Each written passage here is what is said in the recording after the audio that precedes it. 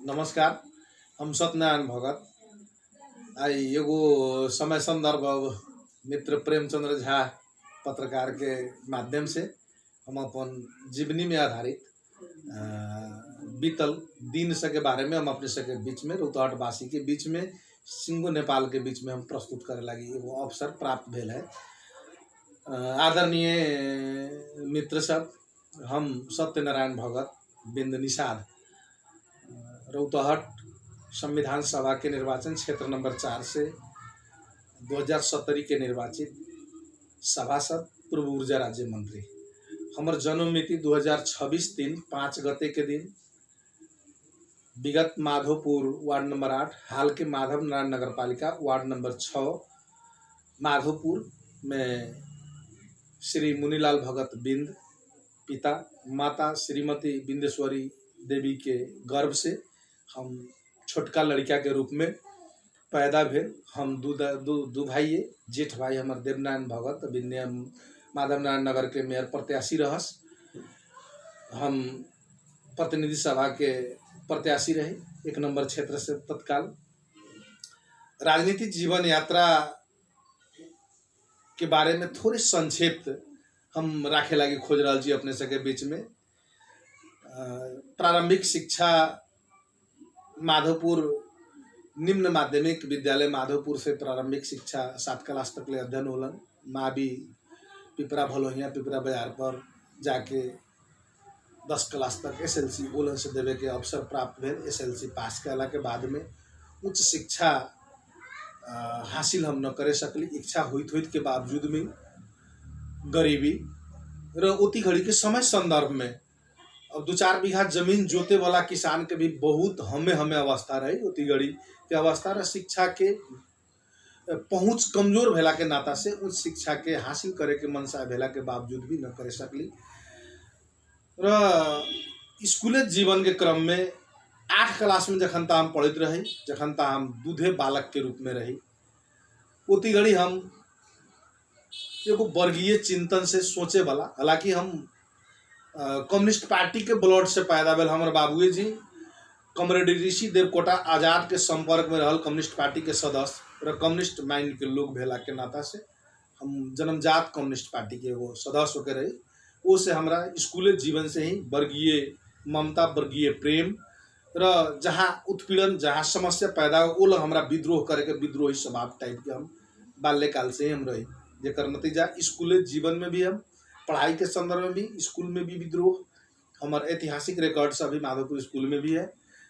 पिपरा स्कूल में भी खोजब तो रिकॉर्ड मिलत। हम अपने आदरणीय जन समुदाय के बीच में जीवनी के बारे में बेसी हम भाष्ट न करके संक्षिप्त में ई राखेलाई मोटा मोटी खोज रहा छी जे एगो सामान्य गरीब किसान परिवार से पैदा भेल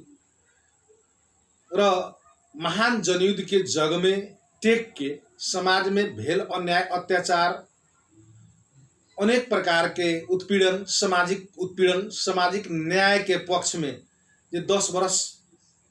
ये देश में चलाल महान जनयुद्ध के शामिल होके उस जनयुद्ध के यात्रा में लड़ के देश संघीय गणतंत्र, धर्मनिरपेक्षता, समानुपातिक समावेशी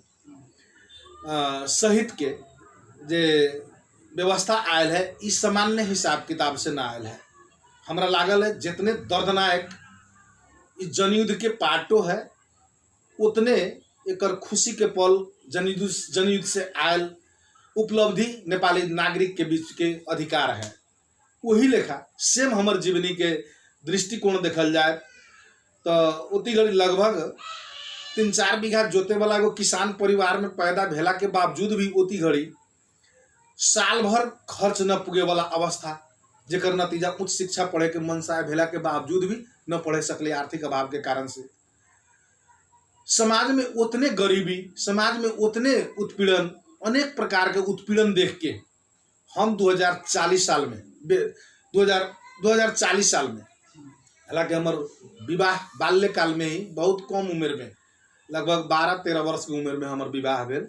हमार श्रीमती धनवंती देवी हमार जीवन संगिनी है। हालांकि जनयुद्ध में जितने लगानी हमारे उतने लगानी हमारा परिवारों के है। शायद हमरा परिवार के लगानी हमरा जो होल एगो दूधे बच्चा से लेके आ बूढ़ हमर माता पिता के जनयुद्ध में लगानी रहे, शायद अखन तो हमरा अपना माता पिता पर, स्वर्गीय माता पिता पर आ हमरा दूधे बच्चा से लेके हमरा श्रीमती पर गर्व और गौरव दोनों लागल है। काहे कि हमरा माननीय मंत्री तक ले बनावे लगी जितने अहम भूमिका हमरा क्षेत्र के आदरणीय नागरिक के है, उतने आशीर्वाद लम्हर हमरा आदरणीय माता पिता के भी रहे, उतने लगानी हमरा बाल बच्चा के भी रहे। ओसे हमरा गर्व और गौरव दोनों लागल है। जितने हम नागरिक पर गौरव और गर्व करे छी, उतने हमरा जनयुद्ध के संकट पड़ल अवस्था में भी, जेल पड़ल अवस्था में भी हमर बाल बच्चा दूधे बच्चा से रहे, जो उनकी तनको विचलित न होकर भी हमरा साथ देनाई, जहाँ से रहे तहाँ से युद्ध के पक्ष में खड़ा होनाई, वर्गीय आंदोलन में खड़ा होनाई, वो अपने आप में वो गौरव है, अपने आप में वो एगो गर्व के विषय है। ये से हम अपने के मार्फत हम ई कहे लायक हो जाब जे 2039 साल में शादी और 40 साल में हम कम्युनिस्ट पार्टी के सदस्य भेल छी YCL नेपाल से। जौन सदस्यता देवे वाला हमर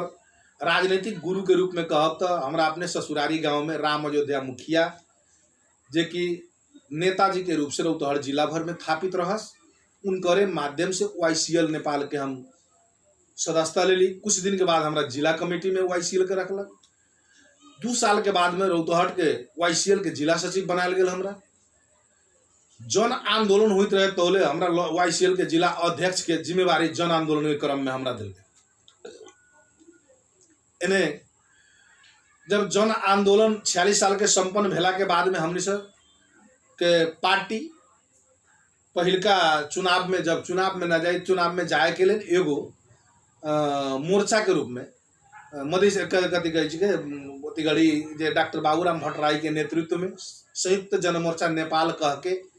एगो मोर्चा, जे ई संसदीय व्यवस्था कहल चीज लेनिन के तर्क में कहल जाए तो खसी के मुड़ दिखा के कुत्ता के मांस बेचे वाला अड्डा है कह के ओती घड़ी के निष्कर्ष सहित, ओती घड़ी के सत्ता के रवैया के सहित, यानी ओतियो घड़ी पार्टी के आदरणीय अध्यक्ष, ओती घड़ी महासचिव रहस अध्यक्ष प्रचंड, उनको निष्कर्ष रहत जे यही अवस्था में, यही व्यवस्था में जनाई सरासर गलत होए वाला है, जनता के सेवा न कर सकले कह के उनकर निष्कर्ष रहे। लेकिन ये में जब तक न पैस के भंडाफोड़ करके जनता के बीच में हमने से नाराज तो हमने से थाथियो न हो अपन प्रचारों प्रसार न, तो प्रचार प्रसार के हिसाब किताब से डॉक्टर बाबूराम भट्टराई के नेतृत्व में संयुक्त जनमोर्चा नेपाल निर्माण करके 39 साल के चुनाव के उपयोग कैल गया, जना में हम सब खुल के प्रचार प्रसार कैल रही। वो चुनाव में डॉक्टर बंशीधर मिश्र रौतहट क्षेत्र नंबर 4 से चुनाव लड़ला, तो हमने सके निर्देशन होती गड़ी जौना क्षेत्र में जौना कम्युनिस्ट पार्टी के उम्मीदवार हो उनका सहयोग करेला, हमने से खुल के सहयोग कैले रहे। उपयोग कैले हमसे चुनाव में होती घड़ी 9 गो चुनाव में हमने सके नेता से 9 गो जीते सकल, कृष्ण बहादुर महाराज सहित 9 जना जीतलन। नितांत रूप में पार्टी के विजन मिशन के आधार पर ओमे लड़ाई कैलक, लड़लन, बैक भेल चुनाव भेल, ओमे बहिष्कार करे वाला विषय वस्तु, फिर मध्यावधि भेल बहिष्कार करे वाला विषय वस्तु भेल। काहे कि तो उ व्यवस्था, ओती घड़ी की व्यवस्था प्रजातंत्र कहू आयला के बावजूद भी प्रजातंत्र न रहे, उ राजतंत्र के तिका विशिष्ट टाइप के तिका सुधारल चीज रहे। वही से ओकरा कहे के मतलब ओमे जनता के भलो होए वाला, जनता के हित होए वाला व्यवस्था उ न रही कह के पार्टी के हमने से के बुझाई, वो अनुसार के फिर बैकअप होके अब कतेक उपयोग कैल जाओ कह के युद्ध के तैयारी में पार्टी गेल, जेकर नतीजा 2052 साल फागुन 1 गते के दिन से जनयुद्ध शुरू भेल। और उ जनयुद्ध शुरू होइत खानी ओती घड़ी रौतहट में जिला कमेटी 7 जना के रहे। जनयुद्ध शुरू भेला के कुछ दिन के बाद लगभग बहुत साथी सब पलायन हो गए। 2-3 साल के बाद तो एकल जिला कमेटी के रूप में हो गई। हम मात्र रौतहट जिला कमेटी के सदस्य कहू तो सत्यनारायण भगत, जिला के कार्यकर्ता कहू तो सत्यनारायण भगत, जनता कहू तो सत्यनारायण भगत। एहन अवस्था इतना त्रास हो गल जेकर नतीजा कुछ दिन तक बहुत धराशाही टाइप की स्थिति रौतहट में होला। बाद में फिर पार्टी के अहम मेहनत, पार्टी के आदेश अनुसार के हमर मेहनत, हर एक जगह पर फिर मेहनत करैत करैत करैत रौतहट एगो मधेश के नमूना जिला के रूप में स्थापित भेल। मधेश के नमूना जिला के रूप में युद्ध के हिसाब से रौतहट स्थापित भेल, जना कि अखन तो हमरा बड़ा गर्व लागल है, गौरव लागल है। पीड़ा तो कखन होकल है जे सबसे बेसी जनयुद्ध के क्रम में रौतहट में बलिदानी भेल है। मधेश के आर्क से देखल जाए तो सबसे बेसी बलिदानी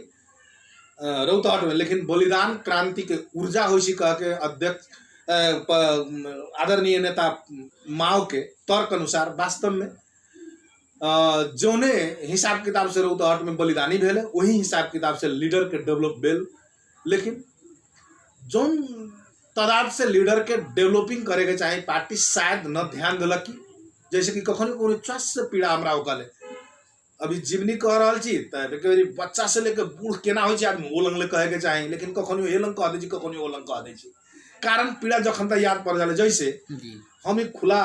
खुला दिल से हम अपने के बीच रखे चाह रहा छी, यानी कि नेपाल में कम्युनिस्ट पार्टी दूगो बड़ा कम्युनिस्ट पार्टी के जखन तक मिलन हो संघीय सांसद के चुनाव के बात कह रहा छी। मिलन जब हो दूगो कम्युनिस्ट पार्टी एक लम भेल, नेपाल कम्युनिस्ट पार्टी बने ओकर 441 जना के केंद्रीय समिति हो 441 जना के केंद्रीय समिति में हमर 371 नंबर पर हमर नाम रहे। 1 घंटा सार्वजनिक भेला के बाद हमर इंडिया के हमर अपन समुदाय के हमरा अपना बिरादर के लोग से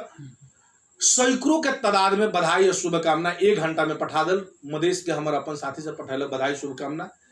लेकिन 1 घंटा न बीतते अंतिम फाइनल सार्वजनिक लिस्ट में 371 नंबर पर न जाने केकर बेटी पड़ गल, पुतोह पड़ गल, केकर घरवाली पड़ल, केकर भाई पड़ गल, केकर भतीजा पड़ गल, केकर समधी पड़ल वा समधेनी पड़ल, या कौन पड़ गल जे एगो ये देश में 10 लाख के हाराहारी में भेल निषाद समुदाय के तरफ से प्रतिनिधित्व करे वाला व्यक्ति के सीधा हटा के आ ऊपर दूसरा कोनो गोटे के राख देना कतेक बड़ के पीड़ादायी विषय है। जबकि आदरणीय कम्युनिस्ट पार्टी के संस्थापक आदरणीय गुरु स्टालिन के शब्द में लंग मनन कैला पर कोनो भी देश के सर्वांगीण विकास करे के लागी राज्य सत्ता भीतर पार्टी भीतर हरेक निकाय में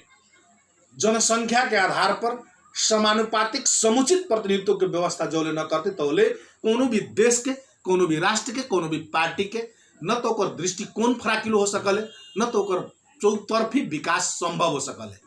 मान लो जो हमारा समुदाय के लोग कोनो भी पार्टी के केंद्रीय लेवल में न जते, निर्णायक लेवल पर न पहुँचते, तो हमारा समुदाय के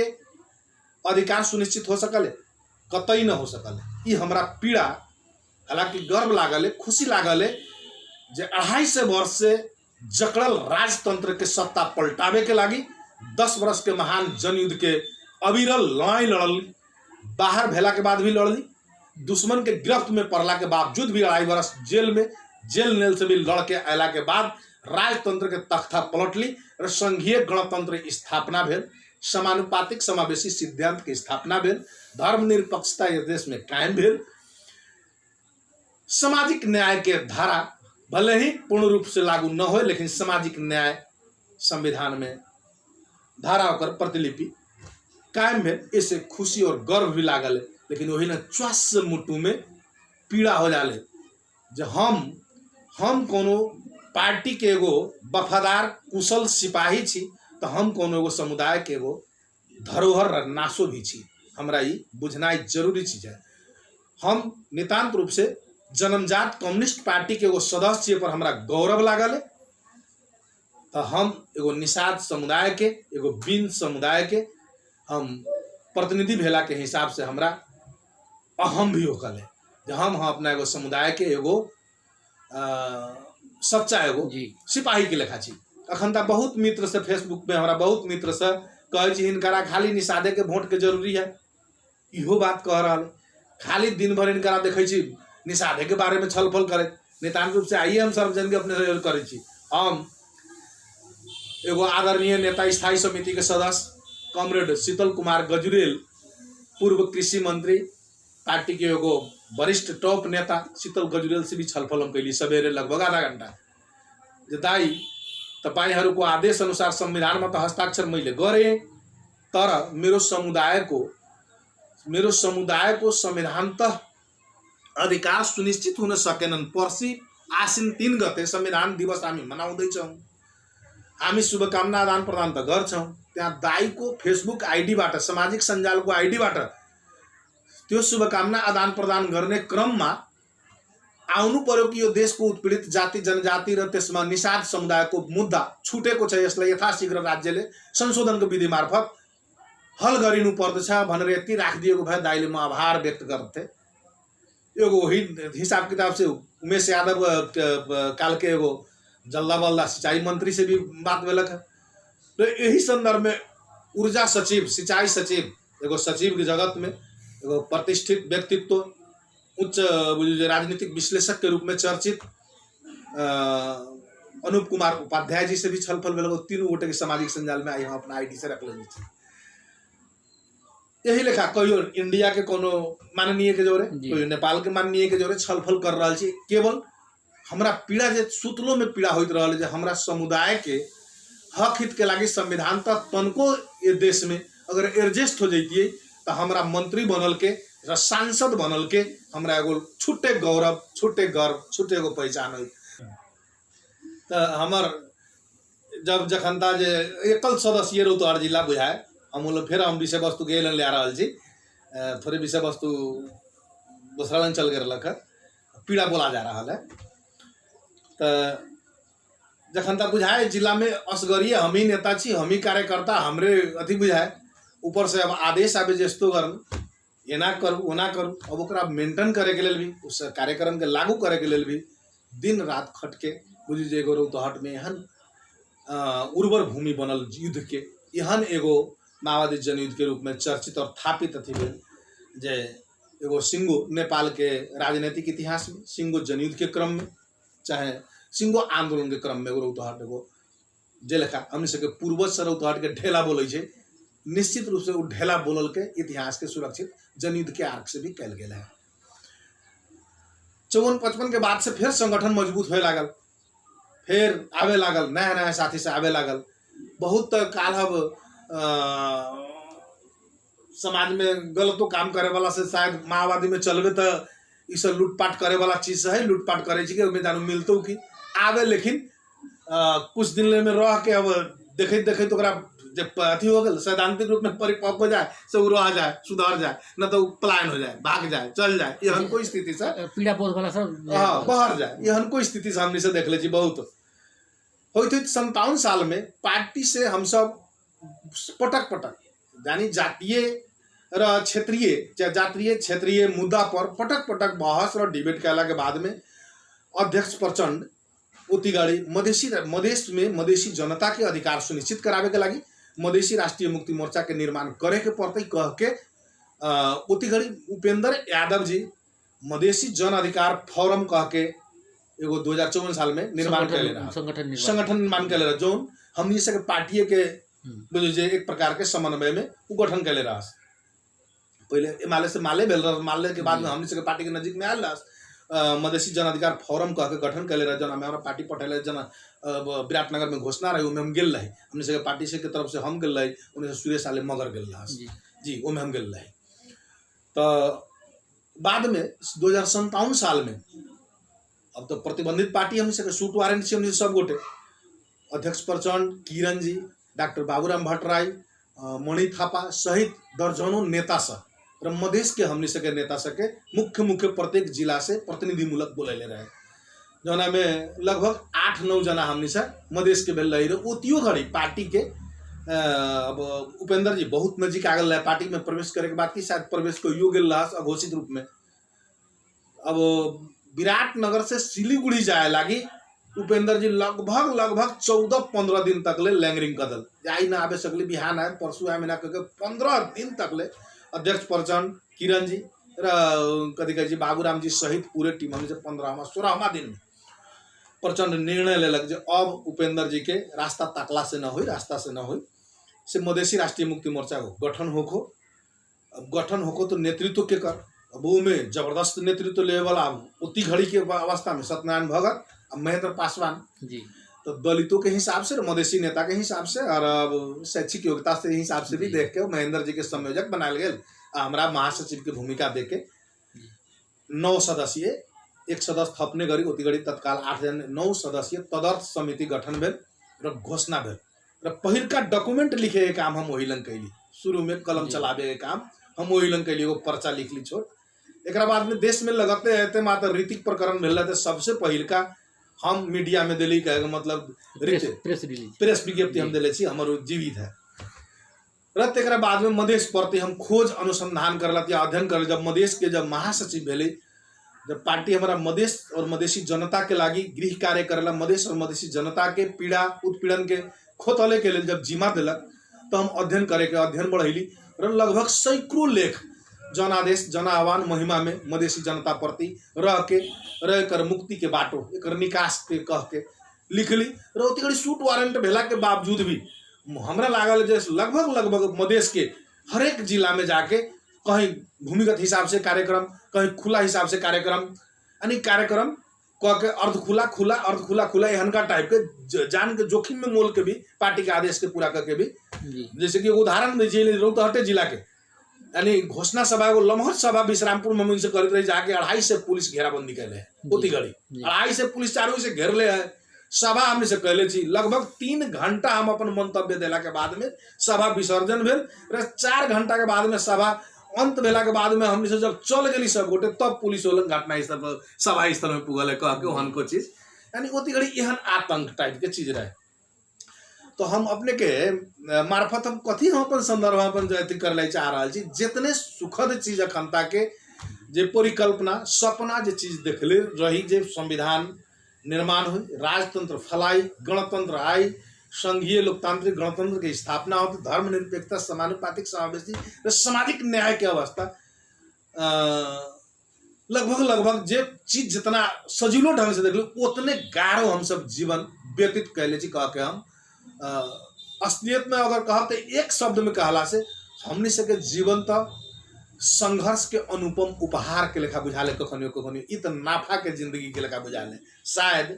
जनयुद्ध से साटासाट करके आयल जिंदगी के लेखा बुझाले लोग के बहुत के बुझाइत हो एका देखा न एक तो जिंगे जात के छोट कमजोर घर में खर्ची ने 12 ढकार न गाँव में घर न शहर में खेत ई हो गल सांसद मंत्री हन बन गए हन गाड़ी में चलित हन चलित अनेकन बहुत उसे फीलिंग लगी थी। लेकिन हम कहे तुलनात्मक हिसाब से अगर उती घड़ी के जिंदगी के तराजू पर एक ओरी रखल जाए और अखंडता के सुख जो है ओकरा एक तरफ तराजू पर रखल जाए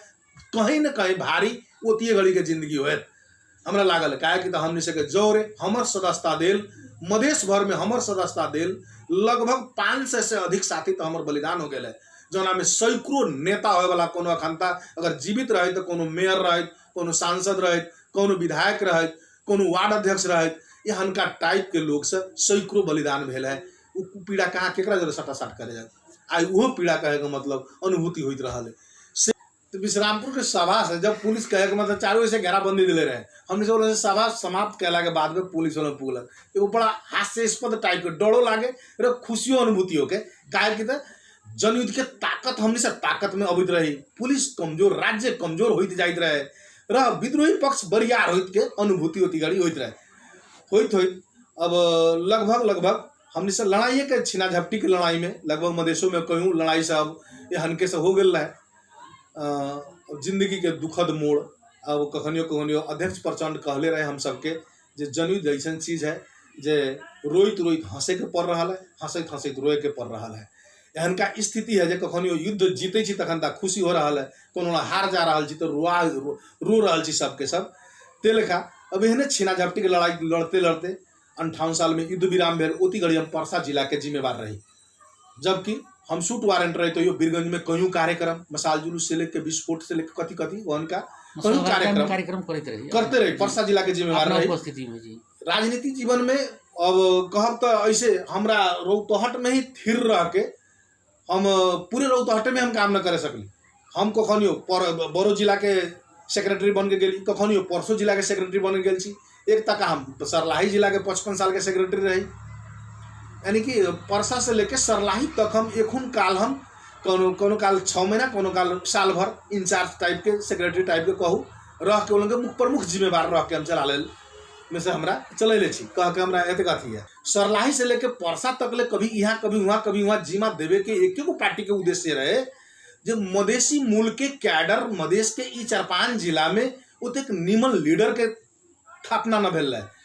हमरा सीधा जिम्मा देवे पार्टी जो तपाईं गएर कम से कम एउटा अर्को सत्यनारायण भगत वा विजय लामा तत्कालीन विजय लामा उपनाम जी विजय लामा वा सत्यनारायण भगत तपाईं त्यहाँ जन्माउनुस् र त्यहाँबाट आफ्नो जिला आउनुस् फिर जाए वो संगठन गृह कार्य करके नेता से कुछ डेवलप करी फिर अपना जिला ओरियाए फिर कहे मतलब है तपाईं खाते परसा पर्यो पार्टी जे लेखा जिम्मेवारी देवे ते लेखा जाए के पड़े तो परसा में जखन तक कार्यरत रही होती है घड़ी युद्ध विराम भेल रहे युद्ध विराम के बाद में मधेसी राष्ट्रीय मुक्ति मोर्चा के हम संस्थापक सचिव रहे संयोजक महेंद्र पासवान रहस बाद में पटना में प्रथम राष्ट्रीय सम्मेलन भेल जौन राष्ट्रीय सम्मेलन से ओती घड़ी अध्यक्ष के दावेदार हमू रही मधेसी राष्ट्रीय मुक्ति मोर्चा के काहे तो ओती घड़ी तक ले मधेसे भर में मधेसी जनता के लम्हर एगो आशा भरोसा और विश्वास के केंद्र माओवादी से नजीक रहल मधेसी राष्ट्रीय मुक्ति मोर्चा प्रति हो गल र बहुते मधेसी जनता से समर्थन और सपोर्ट मेची से महाकाली तक ले कर रहा है तो ओती घड़ी लगभग मधेश के हरेक जिला से आवाज एक आवे जे हरेक जिला के कार्यकर्ता पटना में कहे अध्यक्ष सत्यनारायण भगत हुनु पर्छ एहन का स्थिति रहे अध्यक्ष के दावेदार हम रहे महेंद्र पासवान कहे हम अध्यक्ष के लगी तो हम कहला तू बनवा तो हम ठीक है हम बैक हो गई लेकिन तोरो जब न बने वाला बात हो तो कहीं तोरा पार्टी अथी करता तो हम उम्मीदवारी देवो तो हमरा समर्थन खुल के करे हो तो कह के एहन का प्रभु जी ओती घड़ी कहल जो अपने का अध्यक्ष के अथी करत न करत हमरा अध्यक्ष के करत ठीक है न करत अपने अध्यक्ष बनम अपने के हम सपोर्ट करब लेकिन प्रभु जी के जब पटना सम्मेलन से महासचिव कहल तो सीधे चुप लागल हमरा वरिष्ठ उपाध्यक्ष तोकलक जय कृष्ण गोइच जी के अध्यक्ष बना के ओलन से पहिलका राष्ट्रीय सम्मेलन संपन्न कर गए एक बाद साल 1.5 साल के बाद में गोइच जी के अधिकार के फिर फॉर्मली फिर मधेश भर के राष्ट्रीय जिला सम्मेलन सब जिला के करा के राष्ट्रीय सम्मेलन हमने सब मधेश के भूगोल में सरलाई के भूगोल में कल गए मातृका जी के अध्यक्ष फिर हमने से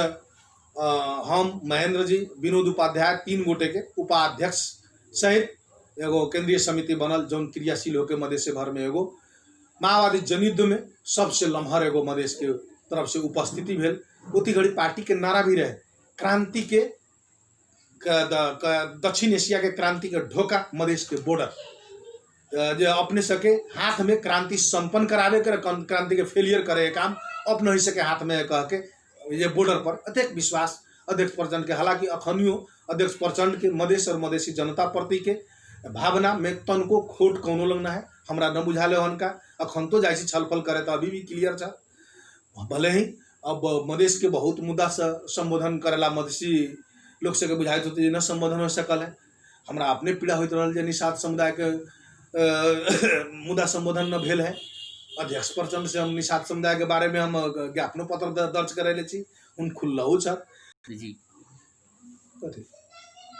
अभी उदाहरण एक दूगो उदाहरण अपने के मात्र दिली घटना परिघटना जीवन के बीतल अतीत सके घटना से देवे खोज लिए जब दूसरका राष्ट्रीय सम्मेलन के बाद में चैत 9 गते चैत 5 गते के सांस्कृतिक प्रतिरोध दिवस जे हमने सके आदरणीय पत्रकार कुशल देश के सर्वहारा वर्गीय पत्रकारिता जगत के एगो तारा के रूप में कृष्ण सेन इच्छुक के बलिदान दिवस के रूप में जन सांस्कृतिक प्रतिरोध दिवस के रूप में स्थापित हुए चैत 5 गते के मनावे के क्रम में सिंधुली के भूगोल में उती घड़ी हम जिम्मेवारी के हिसाब में रौतहट रही यहाँ से कार्यक्रम में गए उन्हें से लौटे के क्रम में दुखद सिंह के सरलाही में गिरफ्तार भेली लगभग 1 बरस सैनिक हिरासत के यातना जो हिरासत के यातना के बारे में अपने के मीडिया द्वारा हम सार्वजनिक करम तो शब्द ए दुनिया में कोनो शब्द न है जो ना शब्द से ओकरा सजायल जाए जे कितना लम्हर यातना झेल के ये जिंदगी के लिए हम सोझे न कह लिया जे हमनी से के जिंदगी तो कहब तो जनयुद्ध के दरमियान से फिरता भेल उपहार कहू चाहे नाफा के जिंदगी कहू चाहे ये जिंदगी ये जनयुद्ध के कसौटी पर से जांचल अनमोल रतन के रूप में भी रखला से भी होते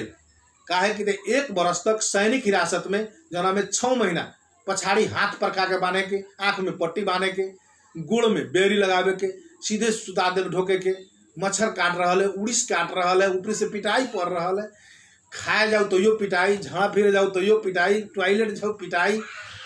10 दिन 15 दिन पर स्नान करे के है, स्नान करे जाओ तखन तो पिटाई। यानी वो हनका यातना कोनो शब्द ना है, ओतेक यातना झेल ले छी हमसब। हक्का हक्की स्वीकार रहल छी जे हम माओवादी छी, माओवादी समर्थित मधेसी राष्ट्रीय मुक्ति मोर्चा के केंद्रीय उपाध्यक्ष छी। हम युद्ध न कर रहल छी, लेकिन युद्ध नेपाल में जो हो रहा है सर्वहारा वर्गीय पक्षधर युद्ध है, जौना युद्ध से उत्पीड़ित जात जाति, उत्पीड़ित क्षेत्र, उत्पीड़ित भूगोल, उत्पीड़ित लिंग, उत्पीड़ित वर्ग सबके मुक्ति के रास्ता वही लंग खुले वाला है। जब तक 250 वर्ष से जहर गाड़ के रहल राजतंत्र न हटते, तब तक संपूर्ण उत्पीड़न में पड़ल समुदाय के अधिकार सुनिश्चित न होते। ई अधिकार लेवे के लिए भी युद्ध जरूरी ही कह के एक नैतिक समर्थन हम सब करे छी, कहला के बावजूद भी ओलन से आर्मी हिरासत से एक तो 9 महीना तक ले एक्सपोज न कलक, नुका के रखलक, घर में र्यूमर फैलावे, यानी दलाल द्वारा अपना र्यूमर फैला दिलक जे मार दिले, फलना लंग गाड़ दिले तो ओलन मार दिले, ओलन शूट कर दिले, जोना से कि परिवार के आतंकित करे, बाल बच्चा के आतंकित करे, बाप मतारी के आतंकित करे। लेकिन सौभाग्य हमरा वही में लागल है जे कितनो दुश्मन के र्यूमर फैलाला के बावजूद भी हमर पत्नी हमारा साथ हमेशा रहे। हम जेल के हिरासत में रहला के बावजूद भी बुझाए पत्नी हमारा जौरे है, काहे कि तो बाहरी मीडियम में, बाहरी फील्ड में लड़त रहे। हमर बाल बच्चा बुझाए जौर ही है हमरा, काहे कि तो बाहरी फील्ड में लड़त रहे। हम बाप मतारी बुझाए जे हमर एकदम हमरा आशीर्वाद दे रहा है, काहे कि तो जौरी उ हमरा लेखा दूसरा अपना बेटा के आशीर्वाद देत रही जनयुद्ध के लागी। ओसे हमरा ई जिंदगी के जीवन के ई पहलू से हमरा अखन दाइलंग अपने के मार्फत हमरा राखे लाई तिका मन लागलक जे एक सकारला के बावजूद भी 1 वर्ष नौटंकीपूर्ण तत्कालीन राज्य सत्ता द्वारा बनायल छानबीन तथा अनुसंधान केंद्र में रखल, जना में 96 गो माओवादी बंदी से रहे, ओमे लगभग 35-36 गो विद्यार्थी से रहे, साइंस के कैंपस के विद्यार्थी से, जना में एक लंग गर्व हमरा लागल है जे बहुत कम पढ़ल लिखल लोग 96 गो बंदी सके हम एगो ओकर संरक्षक रही सबके। हम उनमें से पत्रिका निकाली बंदी आवाज, यानी 3 गो एगो मासिक, त्रैमासिक, साप्ताहिक 3 गो पत्रिका के संपादन रमेश गुरागाई करे, हम ओकर संरक्षक रही। यानी सबके ओकर अथी करे, पत्रिका के लेखा निकाले के चाही, चाहे लेख रचना केना लिखल जाए छै ओकरा बारे में हम लोग सबके गाइड करी, विद्यार्थी से लिखे र निकाले, जना से हमने सके दिन उमे कटे। 1 वर्ष छानबीन अनुसंधान भेल, तेकरा बाद में 4 महीना 12 दिन लगभग सदरखोर दिल्ली बाजार में कारागार में रहला के बाद जेल से मुक्त भेली। जेल से मुक्त भेला के बाद में मधेसी राष्ट्रीय मुक्ति मोर्चा के एगो वरिष्ठ उपाध्यक्ष के हैसियत से हमरा काठमांडू केंद्रीय कार्यालय के कार्यालय प्रमुख के जिम्मेवारी भेल, जहाँ काठमांडू में भेल मधेसी के ऊपर दमन, मधेसी के ऊपर होए वाला ज्यादती, अन्याय अत्याचार के विरुद्ध में अखन तो अपने से जाए तो कोनो पुरान घर पर मिलत जे मातृका जी दिले रहे तो नारा दिन दिन रात रात पर लिखी, गर्व से कहू हम मधेसी छी, यही देश के धरती, विदेशी भगोड़ा ने ये देश के धरती पुत्र छी कह के लिखे वाला, शायद काठमांडू के कोना कोना में लिखे वाला पात्र में से हमारे नेतृत्व में सब भेल रहे, हर एक जगह पर गेल रहे। वो चीज के दिन सोच के गर्व होखल है। लगभग 9 महीना तक कार्यालय प्रमुख हम रही। 9 महीना के दरमियान में 10,000 से अधिक मुद्दा हम फैसला कैले हम, फरियले हम उती घड़ी के जन अदालत में, एक प्रकार के जन अदालत टाइप के चले, कार्यालय में बुला के जो उनकी 2-2 बरस काम कोनो मधेसिया से करैले है पहाड़ी, ओकर पैसा न दे रहा है, जाए तो उल्टे मुझी मरसिया धोती गांठे अनेकन गाड़ी दे के ओकरा भेजा रहा है, उनका के सीधे उठवा के ले आई आ सीधा ओकरा फैसला र सीधा ओकर सारा का असुली करवा दिली। ये हनका लगभग 10,000 से बेसी गोटे के हमरा हाथ दिले। हमरा एगो चीज गर्व लागल है, कम से कम माओवादी जनयुद्ध के ताकत से शेयरिंग में मधेसी ताकत रो ताकत से जे काल तकले मधेश के आदरणीय मधेसी हमरा पूर्वज सके, अग्रज सके काठमांडू में गेला पर दूसरो दर्जा के नागरिक के रूप में बीरगंज से पास बना के वीसा लेके कथी जाए के पर, वो काठमांडू गेला के बाद में जे ढेकुआ खोल दे, वो ढेकुआ खोलना कम से कम बंद करबेली। हम सब जगह जगह से हम सब प्रतिकार कैले छी, से इतिहास हमरा याद पड़ल है, हमरा जीवन के अनुपम क्षण बुझाले। काठमांडू केंद्रीय कार्यालय के प्रमुख रहल है वही अवस्था में जब शांति प्रक्रिया भेल, तत्कालीन प्रधानमंत्री सम्माननीय प्रधानमंत्री गिरिजा प्रसाद कोइराला र हमनी सके आदरणीय अध्यक्ष कमरेड प्रचंड के र माधव कुमार नेपाल के बीच में समन्वय में जे सहमति भेल र संसद के पुनर्जीवित करे के पड़ल, कह के आंदोलन उन्होंकारी वो लोग से करते रहे। 19 तारीख के जन आंदोलन रहे, हमने से 10 वर्ष जनयुद्ध के धक्का, ओकर धक्का से सृजित जन आंदोलन जो रहे, वही क्रम में विघटित संसद के पुनर्स्थापना करे के बात भेल। वो में तो हमने से पार्टी से 73 जना जाए वाला विषय वस्तु भेल, जौना में आदरणीय अध्यक्ष मधेश के तरफ से हमार नाम नॉमिनेट कैल, एगो अंतरिम सांसद के रूप में हमरा एगो में पठैलक मधेसी के नाता से, मधेश के वरिष्ठ उपाध्यक्ष के हैसियत से। उतने मात्र न, इस सबसे मधेश में उत्पीड़न में पड़ल समुदाय निषाद समुदाय, उस समुदाय के तरफ से हमरा अध्यक्ष के नॉमिनेट कैला बोला। एक बाद में ओमे हम अपन कार्यकुशलता के अनुसार हम अपन ओमे दक्षता दिखैली। एक बाद संविधान सभा से हमरा संविधान सभा के चुनाव में रौतहट क्षेत्र नंबर 4 से टिकट मिलल। संविधान सभा निर्वाचन क्षेत्र नंबर 4 से हमरा टिकट मिलल। उतियो घड़ी जनयुद्ध के रापताप और संपूर्ण मधेसी नागरिक, सर्वहारा वर्ग, उत्पीड़ित समुदाय, उत्पीड़ित जात जाति सबके आशा भरोसा के केंद्र नेकपा माओवादी तरफ केंद्रित भेला के बावजूद भी आंतरिक षड्यंत्र र आंतरिक कलह के चलते यानी बहुमत से 2/3 मत से जीते वाला आदमी पराजित भोगे के पड़ल, पराजय के शिकार होके पड़ल। फिर पुनः संविधान सभा भाग 2 के चुनाव भेल। यानी विश्व के संविधान सभा के चुनाव के बारे में देखला पर 40 गो देश में चुनाव भेल, जना में दोहरो चुनाव नेपाल एगो विशिष्ट प्रकार के देश कह के साबित संविधान सभा से भेल। ये दोहरा के संविधान सभा के चुनाव भेल सौभाग्य से। फिर रौतहट क्षेत्र नंबर 4 के टिकट फिर अध्यक्ष प्रचंड हमरे दिलन र पार्टी के विशेष पहलकदमी र उत्पीड़ित जनता के विशेष योगदान में उतने मात्र न, मेची से महाकाली तक के संपूर्ण निषाद समुदाय के मुट्ठी दान से 1-1 रुपया, 2-2 रुपया, 5-5 रुपया, 10 रुपया, 100 रुपया, 50 रुपया के चंदा से संविधान सभा भाग 2 के चुनाव के फेस करे सकली, जीतली र गौरव लागल है, गर्व लागल है हमरा अपने के मीडिया द्वारा जानकारी देवेला। जे नेपाल के राजनीतिक इतिहास में हमरा समुदाय के तरफ से हम पहिलका व्यक्ति छी जे बैलेट पेपर शो करके संविधान सभा सदस्य भेली, सांसद भेली और मंत्री तक बनली। बिहान के दिन में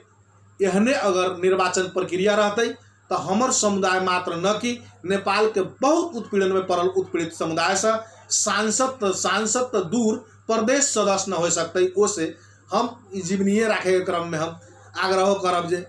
निर्वाचन प्रणाली के मोडालिटी चेंज करे के पड़ते। एक बाद उत्पीड़ित जात जाति र उत्पीड़ित वर्ग में हिस्सेदारी मिलते कह के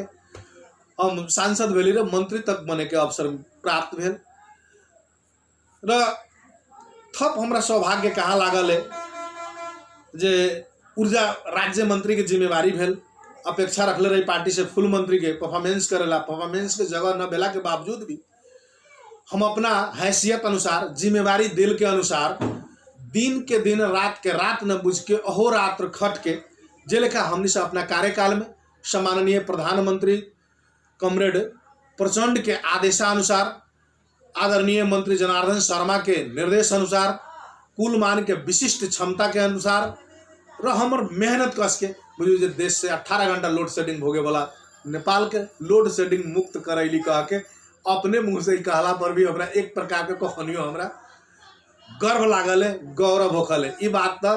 दूसरों माध्यम से आवे के चाहिए, दूसरों साथी से कहे के चाहिए जे एगो खाली कुलमान जी के मात्र विशिष्टता से न भेले। सरकार के अगर आदेश न होती, मंत्री के अगर ओमे चासो न होती, सचिव के ओमे लगनशीलता न होती, तो एगो कार्यकारी निर्देशक मात्र चाह के भी लोड शेडिंग अंत चाहे नेपाल के लोड शेडिंग मुक्त करा न सके। तो कहा कि वो तो करे थी, लेकिन नीति अगर सरकार उनका फॉलो करेला वेब न खड़ा कर देती तो कोना वे में हो जाती है। एगो इहो प्रश्न के विषय है न। ऐसे ये में प्रचार के माध्यम में कंजूसियाई न होके चाहिए। हम ई कह के कुलमान जी के मिनिमाइज करे हम न चाह रहा छी। कुलमान जी के भीतर जो योग्यता है, क्षमता है, दक्षता जो है, ऐसे ओकरा मिनिमाइज करे हम न चाह रहा छी। लेकिन आदेश तत्कालीन सम्माननीय प्रधानमंत्री अध्यक्ष कॉमरेड प्रचंड के रहे, सबसे पहिल का श्रेय उनकारा में जाना जरूरी चीज है। जे लेखा नेपाल के 250 वर्ष से कहे के मतलब राजतंत्र के चपेटा में पड़ल नेपाल के जड़ से उखाड़ फेंके के लिए शायद सबसे पहल का व्यक्तित्व के रूप में स्थापित होते ही देश में आवे वाला युगों युग तक स्वर्णिम अक्षर से लिखल नाम प्रचंड के ते लेखा ये लोड शेडिंग अंत के लागी सबसे अगाड़ी कम नाम प्रचंड के होके चाहिए। जनार्दन शर्मा के, कुलमान घिसिंग के, उमें ओती घड़ी के ऊर्जा सचिव अनूप कुमार उपाध्याय रहे, उनकर कमजोर लगानी ना है,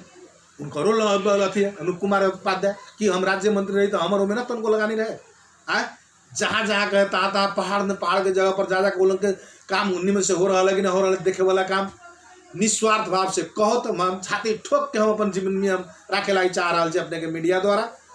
जो कोनो कह दे, जो कोनो कर्मचारी कोनो से जाके 5 रुपया का अपेक्षा कोनो लंग कैले हो, चाहे कोनो से कुछ कैले हो, एक को स्वार्थ इतने रहे जे नेपाली जनता 18 घंटा लोड शेडिंग के मार भोग रहा है। सम्माननीय प्रधानमंत्री के आदेश है, ये आदेश के पूरा करेला हमनी से लोड शेडिंग जैसे भी समाप्त करे के कह के कई इहो एगो गर्व के विषय, जीवन के बहुत लम्हर गर्व लागल है इनमें। अभी तभी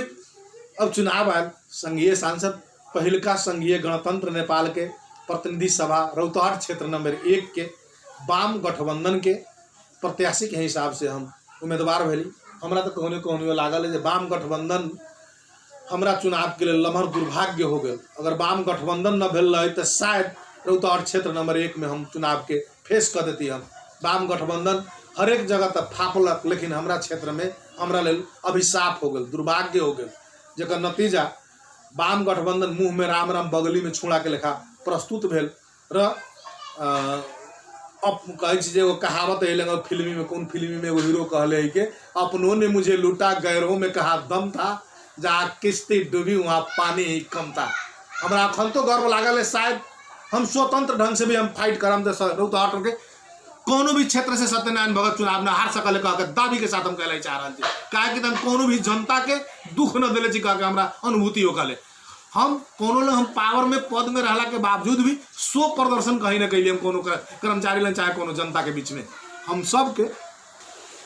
हाँ हम कहली ना हमारा 1 नंबर क्षेत्र हमारा वाम गठबंधन अभिशाप के रूप में बुझायल। कहा कि तो ओती घड़ी के चेतना बुझाई र ऊपरी के शायद सम्मिश्रण से भी फर्क पड़ल होते, लेकिन हम अखन तो अपने के मीडिया द्वारा चाहे अपने के माध्यम से हम सामाजिक संजाल में की कहला चाह रहा छी। हम रौतहट क्षेत्र नंबर 1 में संविधान कहे कि संघीय गणतंत्र नेपाल के प्रथम संघीय सांसद के रौतहट क्षेत्र नंबर 1 के प्रत्याशी रही। काल आइयो छी, बिहानो वो क्षेत्र से दोसर को चुनाव में हमी छी, तीसर को चुनाव में हमी छी। जब तक ये धरती पर जियब हम अपेक्षा रख ले छी 1 बेर रौतहट क्षेत्र नंबर 1 से हम चुनाव जीत के वही नागरिक से जो नागरिक हमरा बैलेट पेपर के रिजेक्ट कर दिले है वही नागरिक हमरा सपोर्ट करत कह के हमारा आत्मिक विश्वास है। हालांकि बहुत गोटे आकलन करित हुई, बहुत आकलन करित हुई, रौतहट क्षेत्र नंबर 1 शायद नेता विहीन हो गए, नेतृत्व विहीन है। हम गर्व के साथ कहला चाह रहा, दावा के साथ कहला चाह रहा। रौतहट क्षेत्र नंबर 1 नेतृत्व विहीन कखनियो न है, अखन तो नेतृत्व पर जीवित है। अखनियो कोनो भी समस्या पड़ल होती रौतहट के 1 नंबर क्षेत्र के वो समस्या में सबसे अगाड़ी हम देखा पड़ल छी, सबसे अगाड़ी हम अपना से होए वाला हर एक सहयोग कर रहा छी, हर एक नागरिक के जो हमारे डे टू डे संबंध ओहने है। अब हारला के बावजूद कहल जाए हम डे टू डे जाइए कोनो हम कथी करब, बिना काम के अनावश्यक धंधा चुनाव घर दैलो तो नहीं जो लोग कह जो अपने चुनाव में जीत के हार के गली तब से कहियो नहीं, हम जाइए रहा छी, जहाँ आवश्यक पड़ते वही ना जाए। तो अखन तो हमार दाबी वही लगा छीते छी बोला कोनो अगर मने मने मन को लड़ू घी सीता खाने अगर जो सोचे थे जो रौतहट क्षेत्र नंबर 1 में फलना चिल्ला आई, चिल्ला जी आ जाए, फलान साहब आई, चिलान साहब आई, तो कौनो साहब आई, एक बाद में सत्यनारायण साहब कहाँ रही, सवाल वो तो उठ रहा है। सत्यनारायणो साहब तो कौनो अमीर के बेटा ना है, गरीबे के बेटा है, कम्युनिस्ट पार्टी के सदस्य है, जनयुद्ध काल से भी कम्युनिस्ट पार्टी के सेवा करित आयल, वही नागरिक के सेवा करित आयल छी, वही उत्पीड़ित समुदाय के लोग छी हम, जो ना उत्पीड़ित समुदाय के लागी 10 बरस के जनयुद्ध लड़ले छी हम। अखनता दुर्भाग्यवश रौतहट के संदर्भ में लगभग बीतल 1-1.5 महीना से एने बहुत हत्या प्रकरण सब भेल है। अपने सब बुझ सकै छी, पूछ सकै छी, होइत मात्र में सीडीओ से, एसपी से, डीएसपी से सबसे हम कनेक्शन कर लीजिए। दुर्भाग्य कहूँ चाहे विडम्बना, एक तो वैश्विक महामारी कोरोना वायरस चल रहा है, ये में कहे का मतलब अखनता बुझे सामाजिक रूप से दूरी बनावे के राज्य के तरफ से भी अपील है, WHO के तरफ से भी अपील है, अपनो टीका दीर्घ रोगी भेला के कारण से दीर्घ रोगी से टीका बचे के लायक कहते तो हम शुगर और प्रेशर से लगभग 15-16 बरस हो गए, तो उस टीका यहू पर ध्यान दे हम बेसी हम भीड़ भाड़ में न जाए जाए। बहुत दलित नेता से हमारा कहला जो अपने न अभी जीवन के लिए हमारे प्रेस विज्ञप्ति देखो हमारे सामाजिक संजाल के अथी देखू ना, CDO साहब से जाके पूछू, SP से पूछू, चाहे DSP से पूछू, हम कथी कहले बोला अपने के विश्वास लगी ना। हमारे सामाजिक संजाल देखल तो स्पष्ट हो गई ना। हम आए बोला हजारों लोग आ रहा है, उनमें केकरा देह में कथी है ना है, कौन ठिकाना। मान लीजिए हमसे अगर कहीं पड़ गए तो अपने के माध्यम से हम ये जानकारी देवे लगी चाहे हम कानो चुनाव बोलो से लड़ल हम ही रही। 1 नंबर क्षेत्र है, एगो अपने में विशिष्ट प्रकार के क्षेत्र है। विशिष्ट रौतहट जिला के 4 गो निर्वाचन क्षेत्र मध्य 1 नंबर क्षेत्र तक विशिष्ट प्रकार के क्षेत्र है। उन्हें से भारतीय सीमा जोड़ल, इन्हें से सरलाही के सीमा जोड़ल, रौतहट जिला के सदर मुकाम भेल जगह, यानी थोड़े डेवलप टाइप के क्षेत्र है। ये होना विशिष्ट है, और हिसाब से वो विशिष्ट है। तो हमरो एक बेर रहर लागल है जो वही विशिष्टता में पुनः एक बेर आओ जो नागरिक हमार बैलेट पेपर के रिजेक्ट कैले है, वो नागरिक से फिर एक बेर अनुरोध है, फिर एक बेर निवेदन है जो एक बेर बैलेट पेपर हमार रुजू कैल जाए। और हमरा से कौन सेवा अपने के न भेल है, कौन सेवा अपने के हम न करे सकल छी, उस सेवा करे के लिए हम तत्पर छी। कालो कैली, आयो करेला तैयार छी, बिहानो करब। हम चुनाव बोलो लड़ब तो यो करब, न लड़ब तो यो करब। लेकिन हमार दावी 100% शायद अखन तो हमारे 1 नंबर क्षेत्र में है। और शायद पार्टियों कहे का मतलब हमारा बाइक दूसरा के टिकट वाला दे न सकते हैं, काहे हमारा बाइक दूसरा के टिकट देना ही अपने आप में पार्टी के लागे भी आत्मघाती निर्णय से बढ़ के दूसरा निर्णय न हो सकल कह के हमार ठमियाई है।